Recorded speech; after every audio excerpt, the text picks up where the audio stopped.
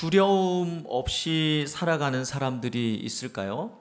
아마 그런 사람은 아마 없을 거라고 생각을 합니다. 어디 인터넷에 보니까 10대는 철이 없어서 두렵고, 20대는 답이 없어서 두렵고, 30대는 집이 없어서 두렵고, 40대는 돈이 없어서 두렵고, 50대는 일이 없어서 두렵고, 60대는 낙이 없어서 두렵고, 70대는 이가 없어서 두렵고, 80대는 처가 없어서 두렵고, 90대는 시간이 없어서 두렵고, 100대는 다 필요 없어서 두렵다. 뭐 이렇게 적어놨더라고요. 가만히 생각해 보면 우리 생명의 탄생의 순간에도 이거 잘못되면 어떡하지 하면서 두렵죠. 살아가면서도 두렵습니다. 여러분, 죽음의 순간도 두렵습니다. 슬픔이 사라지지 않을까 봐 두렵기도 하고, 이 기쁨이 사라질까 봐 두렵기도 합니다. 그러고 보면 이 두려움은 인생의 필연처럼 느껴지지요. 그래서 정신과 의사면서 신학자이기도 한 이 스캇 팩이라는 분은 뭐라 그랬냐면, 두려움이 없는 증상은 뇌 손상의 증거다, 이렇게까지 얘기를 했습니다. 우리 믿는 자에게 있어서 이 두려움이라고 하는 것은 어떤 것일까요? 우리 오늘 살고 있는 이때는 사실 믿는다고 해서 죽임을 당하는 그런 시대는 아닙니다. 그러니까 우리가 가진 이 두려움도 믿음에 관한 것이라기보다는 이 세상 사람들을 닮은 그런 두려움일 것 같은 느낌이 참 많이 들죠. 계시록은 이런 영적인 구조 속에 있는 종말을 사는 우리들에게 어떤 교훈을 하고 있을까? 오늘 우리가 좀 다소 길게 읽은 이 본문은요, 크게 4가지 이야기를 하고 있는데 2가지 정도로, 2분류로 이렇게 얘기합니다. 9절부터 우리 11절까지는 요한이 자기 소개를 하고, 그 다음에는 자기가 들은 말씀을 소개합니다. 그리고 12절부터 20절까지는 예수님이 누구신가를 소개하고, 그 다음에 뒷부분은 예수님이 들려주신 말씀을 소개하고 있습니다. 근데 이걸 하나씩 잘 성실하게 따라가다 보면 이것을 통해서 우리에게 두려움이 무엇인가를 요한이 질문하고 있는 것 같아요. 넌 뭘 두려워하면서 살아가고 있니? 라고 질문하면서 우리가 두려워하지 말아야 되는 이유가 무엇인가를 우리에게 말씀하고 있습니다. 9절 말씀을 우리 한 번 더 같이 읽어보겠습니다. 요한이 자기를 어떻게 소개하고 있는지, 요한의 정체성에 대해서 다 같이 9절 시작. 나 요한은 너희 형제요.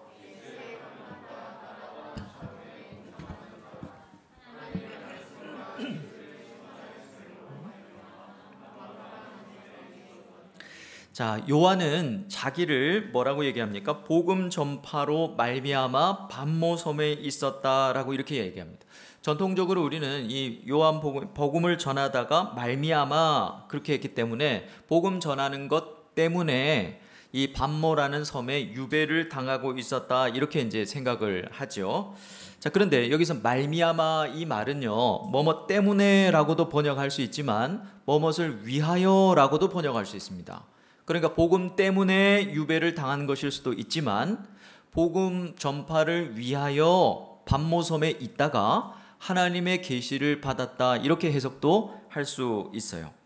유배를 당했다라고 하는 근거가 없고, 실제로 또 고고학자들, 선생님들은 이 발굴에 의해서 또 사료에 의해서 반모라고 하는 곳이 유배지였던 흔적이 한 번도 없답니다.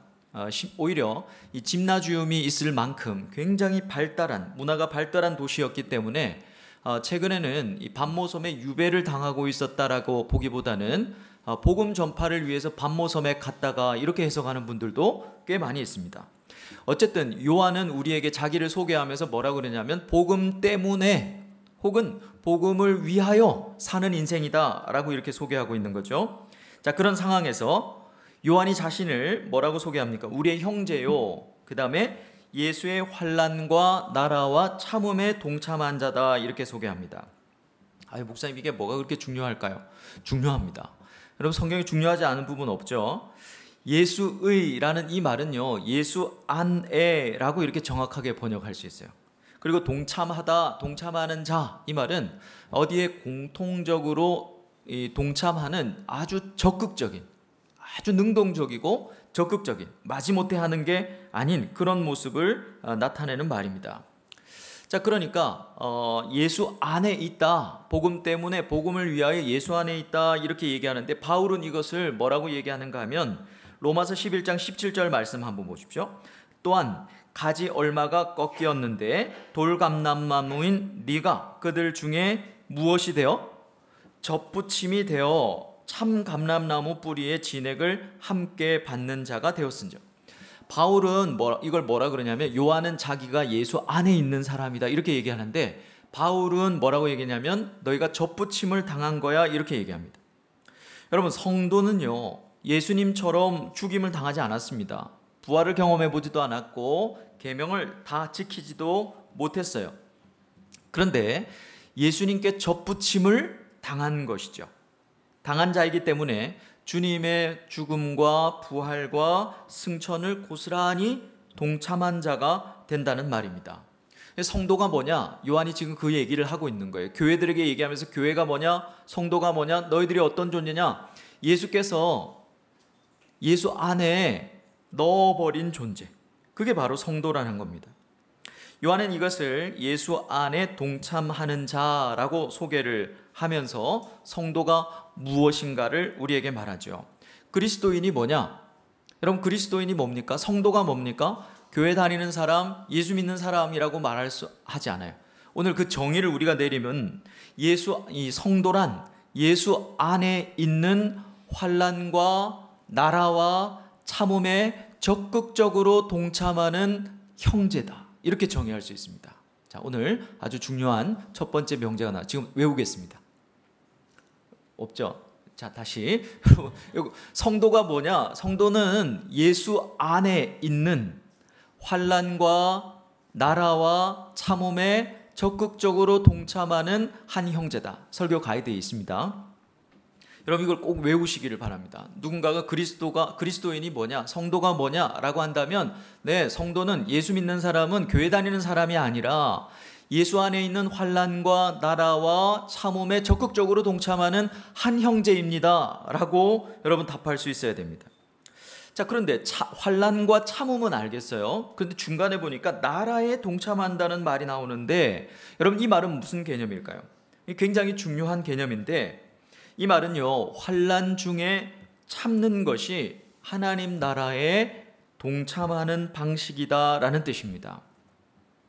여러분, 이 땅을 살아가면서 우리에게 환난이 많이 있죠. 그 환난을 참는 것, 인내하는 것이 뭐냐면 그리스도인이 하나님 나라에 동참하는 방식이래요. 교회에 그냥 등록하면 동참하는 게 아닙니다. 예수 믿습니다 이래가지고 여러분 동참하는 게 아니라는 겁니다. 자, 잘 생각해 보십시오. 이게 무슨 뜻인지. 예수님은 고난을 당하셨습니다. 환난 당하셨죠. 그러나 그 환난을 잘 참으심으로 하나님 나라를 완성하셨습니다. 그리고 하나님 나라를 지금 뭐 하세요? 다스리고 계신다는 것. 성도는 예수 안에 있는 사람, 예수님께 접붙임을 당한 사람입니다. 우리는 예수님과 같은 방식으로 이 땅을 사는 사람들이에요. 어떻게 살아야 됩니까? 착하게, 물론 착하게 살아야 되겠죠. 자, 여기서 말하고 있는 것은 뭐냐면, 그렇기 때문에 그리스도인 역시 예수님처럼 환난을 참음으로 하나님 나라에 동참하는 것. 더 확장을 시키면 우리가 환난이 찾아왔을 때 막 인내하고 참잖아요. 그걸 예수 안에서 참고 있잖아요. 그게 뭐냐면 하나님 나라를 다스리는 방식이래요. 그리스도인에게 있어서 이 인내는 마지못해 취하는 이 을의 삶의 방식이 아니라는 겁니다. 가장 적극적인 삶의 방식이 그리스도인들에게는 참음이래요. 여러분, 아멘 하실 수 있겠습니까? 하나님 나라를 다스리는 방식은 예수님하고 똑같아야 돼요. 그건 뭐냐면 예수님이 환난과 고난을 참으심으로 이 나라를 다스리는 거예요. 예수님이 왜 우리의 왕이십니까? 적어도 저에게 예수님은 하나님은 왕이신 이유는 저를 참아주시기 때문에 그래요. 여러분, 이게 우리가 이 나라를 다스리는 방식이어야 합니다. 하나님 나라에서 그리스도인이 왕노릇한다라는 말은 요한계시록을 풀면서 설명하겠습니다만, 재림 때 우리가 청년 동안 왕노릇할 것이다, 그 말은요, 우리가 나중에 재림 이후에 왕노릇할 것이다, 그 말이 아닙니다. 환난 가운데 지금 이 땅에서 참음으로 우리가 동참하는 것, 그것이 여러분 왕노릇하는 것입니다.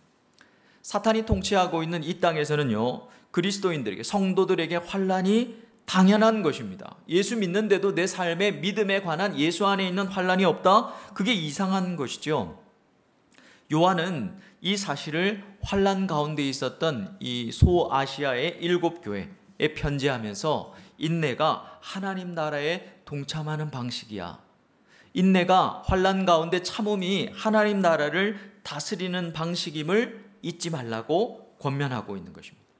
자, 그러면서 요한이 들었던 말씀을 10절, 11절에서 소개를 하고 있는데요. 자, 10절 말씀을 같이 한번 읽어보겠습니다. 10절 시작. 주의 날에 내가 성령에 감동되어. 자, 여기서 주의 날 이러면 우리가 보통 심판의 날 이렇게 생각하는데 그 언어랑 달라요. 여기서 주의 날은 주께 속한 날인데 심판의 날이 아니고 초대교회 이후에 예수님 승천하신 이후에 그들이 지켰던 안식 후 첫날, 그러니까 우리가 지금 지키고 있는 주일을 말합니다. 어느 주일날 요한이 성령의 감동이 되었대요. 성령에 감동되어 이 말을 들여다보니까 성령 안에 있어 이런 뜻입니다. 어느 주일날 성령 안에 있게 되는 체험을 한 거예요. 그런데 여러분, 이 성령에 감동되다라는 이 상태하고 황홀경, 우리 한글 성경에 황홀경 혹은 비몽사몽간이라고 번역된 엑스타시스라는 말하고는 사람들이 이 상태가 그러니까 다른 상태라고 얘기합니다. 황홀경이라고 하는 것은 성경에 황홀경이 있어요. 베드로가 뭐 이렇게 환상을 보고 이럴 때 비몽사몽간에 이런 말이 있거든요. 그것은 이 정상적인 의식 상태에서 벗어난 상태, 자신의 정상적인 의식을 상실한 상태를 황홀경 혹은 비몽사몽간, 성경에 그렇게 번역을 합니다. 그런데 성령에 감동되어 성령 안에 있어서 이 말은요, 일상적인 의식의 상태에서는 단절이 되지만 특별한 상태이긴 맞아요. 그러나 말하고 듣고 질문하고 행동에 여전히 내가 주체인 상태, 그게 성령 충만이라는 것입니다. 여러분, 오늘날 우리가 성령 충만하신 분들 막 이렇게 집회 같은 거 보면 막 성령 춤이라 그래가지고 막 말을 조심해야 될 것 같긴 한데, 너무 이렇게 과도하게 자기가 어떤 주체하지 못하는 것처럼 행동하는 것은 성령 감동이 아니라는 거죠. 그것은 비몽사몽간 황홀경이라고 해야 오히려 맞을 수 있겠습니다. 자, 그런 상태에서 이 요한 계시록에 성령에 감동된 상태라고 하는 말은 총 4번이 나옵니다. 여기가 첫 번째 말인데요. 이 말은 요한계시록에서 성령에 감동이 되어, 이 말은 가장 큰 의미가 뭐냐면 요엘서 2장 28절의 말씀에 보면 말씀에 내가 성령이 막 부어주려, 그 말씀 있잖아요. 그것이 바로 성령 충만의 종말적 성취를 의미하는 것이죠. 요한이 내가 성령에 감동되어, 이 말은 현상적으로 뭔가 엄청난 이 거룩한 영이 나를 지배했다 이런 의미이기도 하지만, 지금 요한은 철저하게 어떻습니까? 우리가 몇 주 살펴본 계속해서 구약을 가져오죠. 요엘서 2장에 있었던 성령의 충만함이 우리 가운데 성취되었음을 의미하는 것입니다. 자, 그러면서 그가 들었던 음성이 뭡니까? 나팔 소리 같은 큰 음성입니다. 여러분, 나팔 소리 들어보셨어요? 나팔 소리 같은 음성은 뭐 어떤 음성입니까? 뭐 그런 거겠죠. 근데 11절 말씀을 한번 보십시오. 이르되, 그 음성이 이래요. 이르되 네가 보는 것을 두루마리에 써서 에베소, 서머나, 버가모, 두아디라, 사데, 빌라델비아, 라오디게아 등 7교회에 보내라 하시기로, 이 음성을 들었습니다. 자, 나팔 소리 같은 큰 음성을 교회들에게 써 보내라 이런 뜻입니다. 근데 이 말은, 나팔 소리 같은 큰 음성은 그냥 이 요한이 쓴 게 아니에요. 이것도 여러분, 우리에게는, 조선 사람에게는 이걸 설명해 줘야 이해가 되지만 유대인들에게는 나팔 소리 같은 큰 음성하면 딱 한 신이 떠오르는 거예요. 그건 뭐냐면 시내산에서 하나님의 음성이 임할 때, 그 얘기를 하고 있는 것이죠. 지금 요한이 얘기하고 싶은 것은 내가 성령에 감동이 되었는데 그때가 마치 시내산에서 하나님이 이스라엘 백성들에게 말할 때 모세에게 이렇게 얘기하죠. 이 말을 써서 이스라엘 백성들에게 전하라 이렇게 얘기하거든요. 똑같은 맥락이었다, 똑같은 상황이었다, 이걸 이제 성도들이 캐치할 수 있게끔, 알아듣게끔 말하고 있는 것입니다. 자, 여기서 두루마리에 쓰라, 이 말은, 두루마리는 책입니다. 우리가 말하는 성경책을 말하겠죠. 이 책 속으로 써라 이렇게 얘기하고 있어요. 내가 본 모든 것을 하나도 빼먹지 말고 책 속으로 고스란히 써넣어서 증거로 남겨라, 이런 뜻입니다. 자, 그 말은 시내산에서 하나님이 모세에게 한 말하고 지금 똑같은 패턴으로 얘기하고 있다는 겁니다. 그리고 그 책을, 하나님의 말씀을 고스란히 그 책 속으로 써놓은 그 책을 각 교회, 일곱 교회 속으로 보내라, 똑같이 얘기하고 있어요. 자, 한글 성경에는 그냥 에베소, 버가모 뭐 이렇게 되어 있지만 이 원문을 들여다보면 에베소 속으로, 서머나 속으로, 그러니까 각 교회 앞에 이 속으로라는 말을 똑같이 쓰고 있다는 거예요. 정리하면 이렇습니다. 내 음성을, 내 말을, 내 말씀을 책 속으로 써놓고 교회 속으로 보내라. 책 속으로 써놓고 교회 속으로 그 책을 보내라. 지금 이 얘기하고 있는 것입니다. 왜 이런 표현을 쓸까요? 우리는 감이 안 와요. 조선 사람은 감이 안 옵니다. 그러나 유대인들은 이걸 하면 딱 한 장면이, 씬이 딱 떠오른단 말이에요. 창세기 2장 7절 장면이 딱 떠오릅니다. 그때 뭐 어떤 장면이 떠오르냐면 하나님이 아담에게 생기를 불어넣으시니 생명이 된지라, 생명으로 충만한지라, 이 장면이 유대인들에게는 떠오른단 말이죠. 무슨 말입니까? 요한이 자기 소개를 통해서 성도란 이런 거야 라고 말하면서 자기가 들었던 하나님의 말씀을 이 책 속으로 불어넣고, 이 하나님의 말씀이 불어넣어진 이 책을 교회 속으로 불어넣으면 교회가 생명으로 넘칠 거야. 교회가 생명력이 넘칠 거야. 생명이 충만할 거야. 지금 종말의 교회를 이렇게 이야기하고 있는 것입니다. 요한은 자기 소개를 통해서 성도란 어떤 사람인지, 그죠? 그리고 자기가 들었던 이 말씀을 통해서 교회란 어떤 것인지 이 종말의 성도들에게 명확하게 얘기하고 있는 것입니다. 여러분, 적어도 종말을 살아가고 있는 우리에게 교회란 뭡니까? 교회란 다양한 부분들이 있겠죠. 그런데 교회란, 종말에 있어서 우리가 누가 뭐래도 교회란 뭐냐면 한 책의 공동체란 말이죠. 하나님의 말씀이 불어넣어진 이 말씀이 우리 교회 안으로 불어넣어짐을 당할 때 교회는요, 생명력으로 넘치는 것입니다. 대단한 어떤 프로그램이라든지 굉장한 시스템이 중요한 게 아니라 종말의 교회가 말씀의 공동체가 될 때 생명으로 넘쳐나게 될 거라는 것이죠. 자, 12절부터 16절까지는 이제 요한이 보았던 그 예수님을 어떻게 소개하고 있는가라고 하는 것입니다. 우리 12절, 13절을 같이 한번 읽어보겠습니다. 12절, 13절. 자, 시작.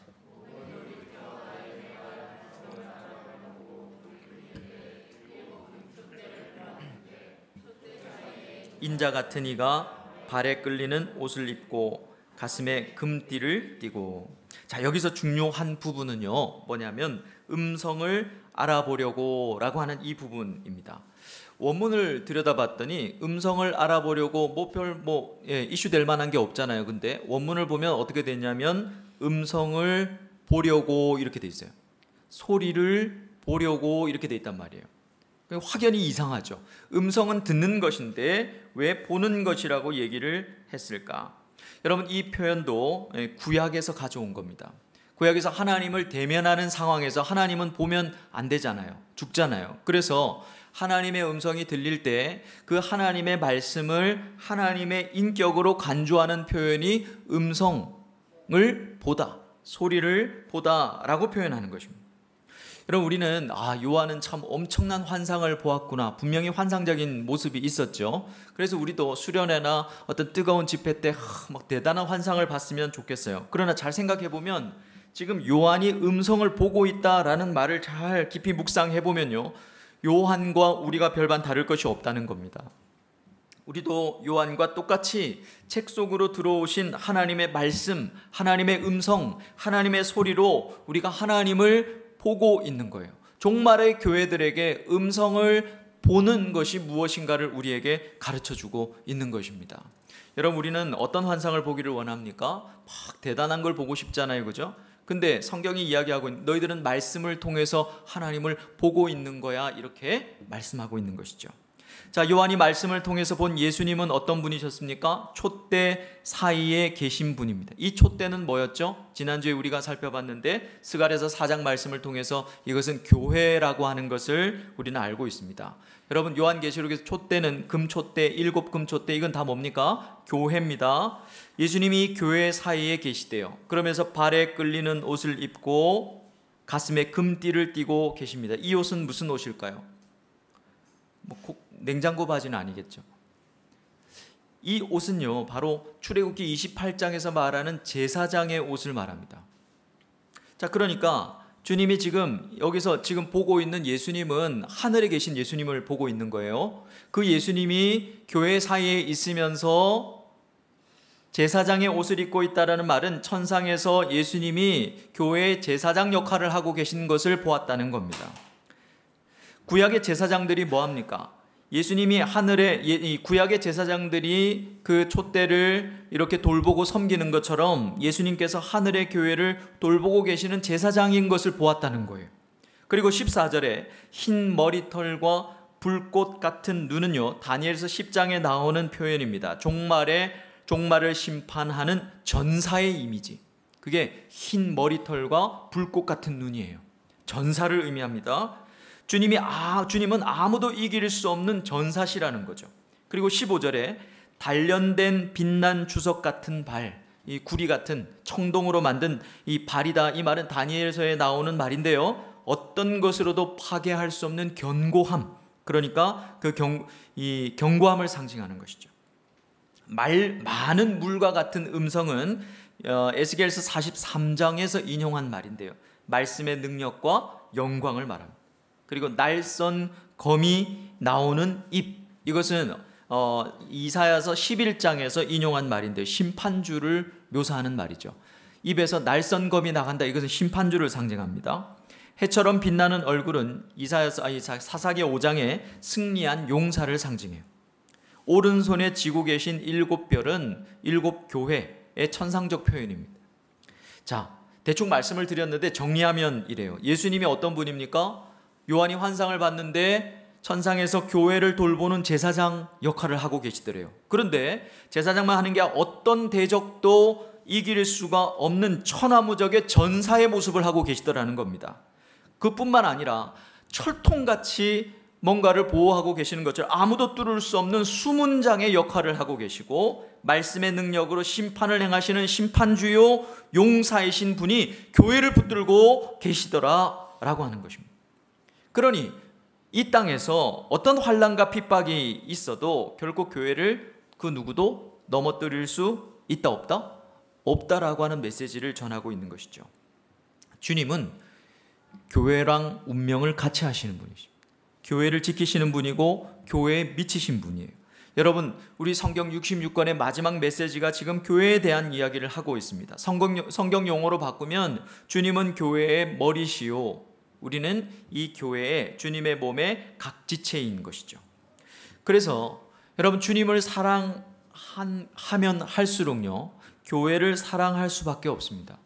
주님을 사랑한다고 하면서 교회를 떠난다? 교회를 등한시한다? 악의적으로 해롭게 한다? 이건 주님을 모르는 거예요. 주님을 정말로 알면 교회가 어떤 모습이라도 여러분 절대로 교회를 등한시할 수가 없다는 것이죠. 자, 마지막으로 17절에서 20절에 있는 이 예수님이 하신 말씀을 통해서 이제 요한계시록의 전체의 메시지를 우리에게 감동적으로 전하고 있는데요. 이 17절 말씀을 같이 한번 읽어보겠습니다. 17절, 자, 시작. 내가 볼 때에 그 발 앞에 엎드러져 두려워하지 말라. 나는 처음이요 마지막이니. 자, 이 내용은요, 구약의 계시가 임할 때 주로 나오는 사중 패턴을 그대로 이어받고 있어요. 이 사중 패턴이라는 건 뭐냐면, 이 구약 시대에 계시가 임하면요, 환상을 보고 엎드러지고 접촉을 하고 말씀이 선포되어지는 이 사중 패턴이 계속 계시가 임할 때 나타나는데, 요한이 지금 똑같은 패턴을 경험하고 있다는 것입니다. 그런 요한에게 들려주신 이 예수님의 말씀은 뭐라는 겁니까? 종말의 계시라는 거죠. 오른손을 얹다라는 말은 이 접촉이죠. 요한을 위로하셨다는 뜻입니다. 여러분, 이게 왜 위로일까요? 예수님이 나를 이렇게 만져주시면 위로이죠. 정서적으로 맞습니다. 그런데 조금 더 이 말씀을 자세히 들여다보면 이게 왜 요한에게 위로가 될까? 16절 말씀에 보면요, 주님의 오른손에 뭐가 있었습니까? 7 교회가 있었죠. 그러니까 교회를 붙들고 있는 그 오른손을 요한에게 이렇게 얹으신 모양새인 겁니다.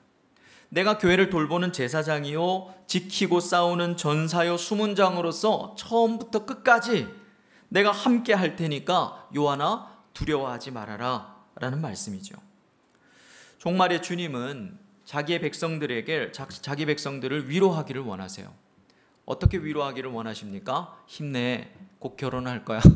힘내, 곧 취업할 거야. 물론 그것도 위로일 거라고 생각합니다. 그러나 종말의 교회인 우리에게 주님이 정말로 위로하고 싶으신 방법은 뭐냐면 주님이 붙들고 계신 오른손을 우리에게 얹으시는 방식이라는 거죠.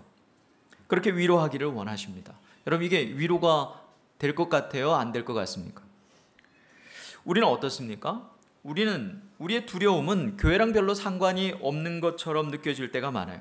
우리의 두려움은 복음과 별로 상관이 없어요.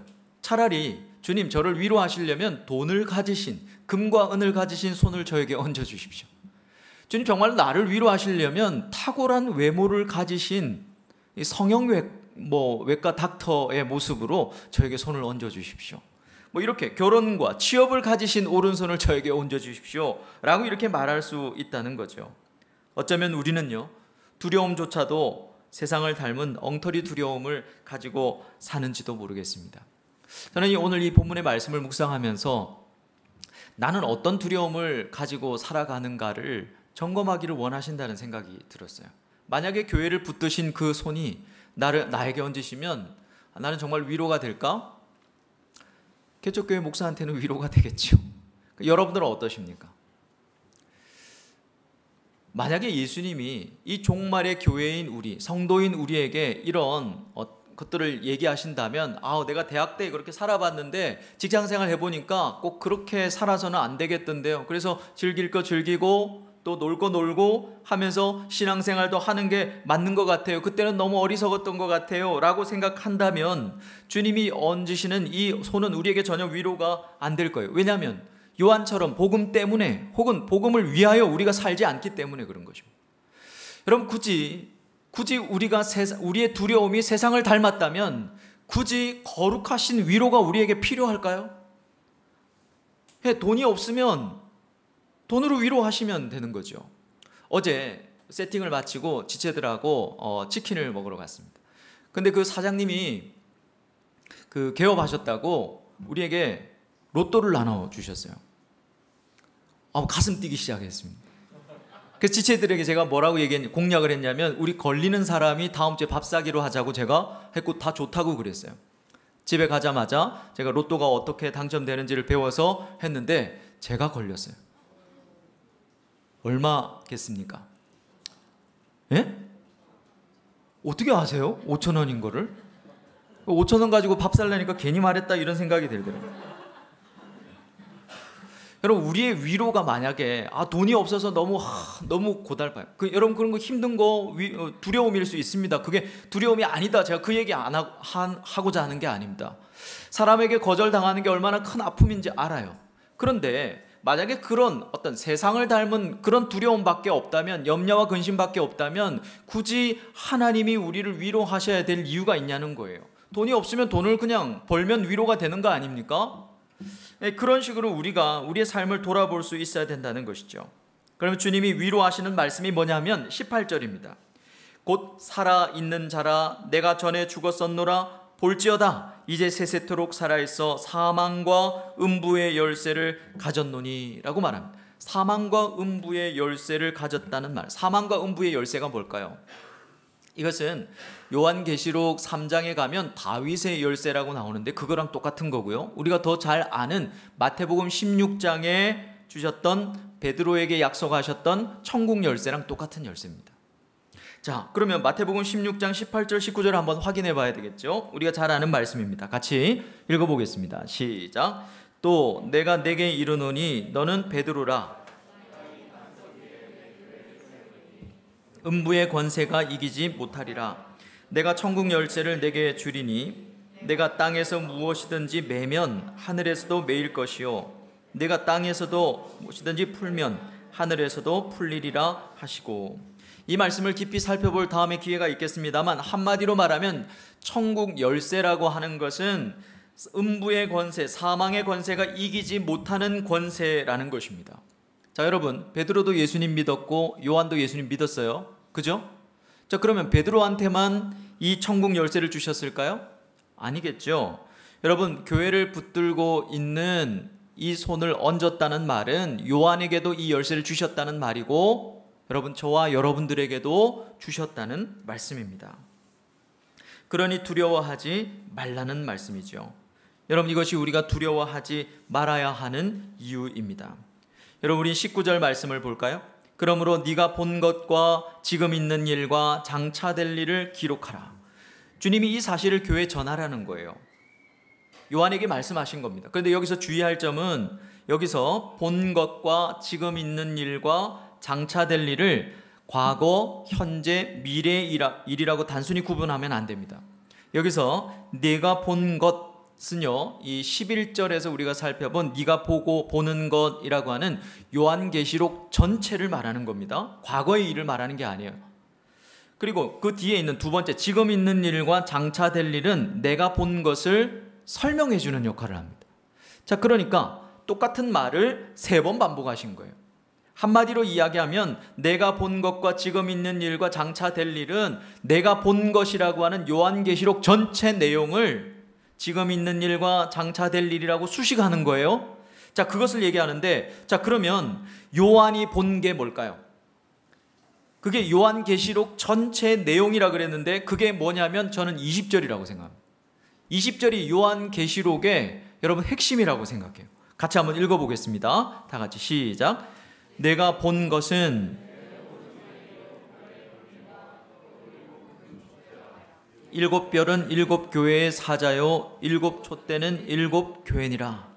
뭔 말을 이렇게 헷갈리게 했는가? 자, 내가 본 것을 교회에 전하라 그랬으니까 내가 본 것이 요한계시록 전체의 내용이에요. 그게 뭐라고 얘기합니까? 한마디로 말하면 일곱 별의 비밀과 일곱 금촛대래요.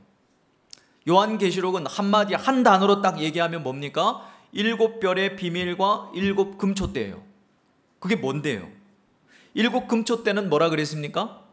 교회라고 그랬죠. 교회라는 거 알겠는데, 그러면 일곱 별의 비밀은 뭐지? 여러분, 여기서 일곱 별이라고 할 때는 보면 일곱 교회의 사자라고 되어 있습니다. 20절을 잘 보십시오. 일곱 별은 곧 일곱 별의 사자입니다.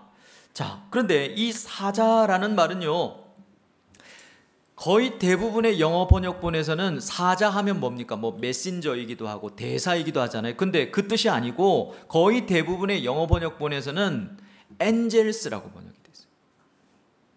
천사라고 번역을 하고 있습니다. 천사라고 해야 돼요. 일곱 교회의 천사, 그런 말입니다. 자, 그러니까 사자이고 천사이고 그런 말인데, 그러면 여기서 이 일곱 교회의 사자는 누구를 말하는 걸까요? 메신저니까 일곱 교회에 하나님이 세우신 목사를 말하는 걸까요? 그랬으면 좋겠는데, 안타깝게도 요한계시록에서 이 천사라는 말이 사람으로 적용된 경우는 단 한 경우도 없습니다. 자, 그러면 뭘까? 별과 이 천사는 둘 다 어떤 개념이냐면 하늘에 있는 거죠. 하늘에 있는 겁니다. 잘 들으십시오. 지금 일곱 금촛대는 교회라고 그랬죠. 근데 일곱 별과 그러면 일곱 천사는 뭘까? 이것은 다니엘서를 배경으로 하고 있는데요. 이 별과 천사는 둘 다 같은 겁니다. 천상에 있는 교회를 상징하는 말이에요. 자, 그러니까 뭐 사자는 누구고 비밀은 뭐고 그게 아니라 지금 한마디를 얘기하고 있는 겁니다. 그건 뭐냐면 요한이 본 것, 요한계시록 전체의 내용은 한마디로 뭐라면 에클레시아예요. 교회입니다. 교회. 어떤 환란이 와도 이 교회를 지키는 자가 누구인지 예수님이 소개하셨어요. 나는 제사장이요, 전사요, 수문장이요, 심판주요, 내가 이 교회를 지키고 있다는 거예요. 그러니까 교회의 실존은 또 뭐라는 겁니까? 이 땅에서 막 환난을 당하고 이 땅에서 막 조롱당하고 이랬다가 저랬다가 하는 것 같지만 교회는 뭡니까? 그 실제가 하늘에 있다는 거예요. 그러므로 그 하늘에 있는 교회를 내가 지키고 있으니까 어떠한 환난도 이 교회를 넘어뜨릴 수 없단다 얘들아. 그러므로 두려워하지 말라는 거예요. 이게 요한계시록 전체의 메시지입니다. 여러분, 우리가 매주 드리는 이 예배는요, 교회의 천상적 실존을 다시 기억하는 작업이에요. 그리고 이 교회를 지키시는 분이 누구이신가를 상기하는 것입니다. 그러므로 온라인 예배도 예배다, 이 말은요, 내가 가야 되는 천국이 메타버스에 있어도 상관없다, 그 말하고 비슷한 거예요. 사랑하는 여러분, 비록 보이지 않지만 주님이 지금도 제사장이 되시고 전사가 되시고 수문장이 되셔서 우리를 지키고 계세요. 그리고 천상에 있는, 지금 우리가 가는 게 보잘것없는 이 교회가 이 교회로 끝나는 게 아니라 교회란 얘들아 하늘에 있는 거야 라고 말씀하고 있는 거예요. 오늘 이제 교회를 시작하고 여러 가지 불편한 게 많죠. 부족한 것도 많습니다. 우리는 대단한 교회에 있다가 모인 사람들이라서 그럴 수도 있어요. 그러나 여러분, 교회의 대단함이라고 하는 것은 사이즈에 있지 않습니다. 교회의 대단함이라고 하는 것은 여러분 건물의 크기에 있지 않습니다. 우리가 진짜 성도라면 이 종말의 교회에 다니고 있는 나는 교회입니다, 성도라고 한다면 예수 안에 있는 환난과 나라와 참음에 적극적으로 동참하는 한 형제라고 한다면 교회는 하늘에 있는 것이라고 하는 사실을 우리는 알아야 하고, 그 하늘에 있는 교회를 주께서 제사장이요 전사시요 수문장이시요 심판주요 용사로 주님이 붙들고 계신다는 사실을 믿음으로 드리는 예배, 그것이 우리의 예배가 되어야 한다는 것이죠. 여러분, 요한계시록 전체의 내용이 이거래요. 교회가 뭔지 아니? 이 교회를 지키고 있는 자가 누군 줄 아니? 라고 말씀하는 것이죠. 말씀을 정리하겠습니다. 우리는 두려움의 시대를 살고 있습니다. 그리스도인들도 두려워하기는 매 한 가지입니다. 그런데 참 마음이 아픈 것은 그리스도인들의 두려움이 자꾸만 세상 사람들을 너무 닮아간다는 거예요. 목사님 대학 다닐 땐 제가 순수했습니다. 그때는 제가 참 뜨거웠던 것 같아요. 근데 직장생활 해보니까, 사회생활 해보니까 꼭 그게 다가 아니더라고 말하는 사람들을 참 많이 만납니다. 과연 그럴까요? 여러분, 우리의 이 생애 이 과정이 그쯤 와 있어서 그래요. 조금 더 살아봐도 과연 그렇게 얘기할 수 있을까요? 여러분, 우리는 다시 복음 때문에 복음을 위하여 사는 인생이 되어야 합니다. 이런 시대의 요한은요, 마지막 이 책을 통해서 역설적이게도 너희들의 두려움은 뭐니? 라고 질문하는 것 같아요. 여러분, 뭘 두려워하면서 사십니까? 무엇에 상처받아 사십니까? 어떤 게 그렇게 서럽던가요? 나는 정말로 복음 때문에 살고 복음을 위하여 사는 그런 사람입니까? 만약 그렇다면 주님이 오늘 우리에게 당신의 따뜻한 손을 얹으실 겁니다. 그러나 그렇지 않다면 주님은 늘 우리에게 손을 얹으시는 분이시지만 나는 그 주님의 어떠한 접속을 통해서도, 은혜를 통해서도 위로받지 못할 거예요. 성도란 예수 안에 있는 환난과 나라와 참음에 동참하는 한 형제입니다. 교회란 책 속으로 들어온 하나님의 음성이 교회 속으로 들어올 때 비로소 생명력이 넘치는 곳이죠. 예수님은 교회된 우리를 돌보시는 제사장이요, 백전백승의 전사시요, 천하무적의 수문장이시요, 말씀으로 우리를 돌보시고 승리하시는 심판주이십니다. 이런 주가 지키는 교회는요, 이 땅에 있는 것 같지만, 보잘것없어 보이지만 그 실존은 하늘에 있다고 말씀합니다. 여러분, 그래서 아무리 이 땅에서 환난을 당해도, 여러분, 우리가 아무리 두려워해도 두려워하지 말아야 될 이유, 두려워하지 않고 인내함으로 하나님 나라를 함께 다스려 가자라고 말씀하시는 거예요. 우리가 두려워하지 말아야 되는 이유가 여기에 있습니다. 그래서 주님은 우리를 뭐로 부르셨습니까? 왕 같은 제사장으로 부르셨다라고 말씀하시는 것이죠. 주님이 교회인 우리를 지키고 계십니다. 이것이 요한계시록 전체의 내용이에요. 나는 보잘것없는 자가 아닙니다.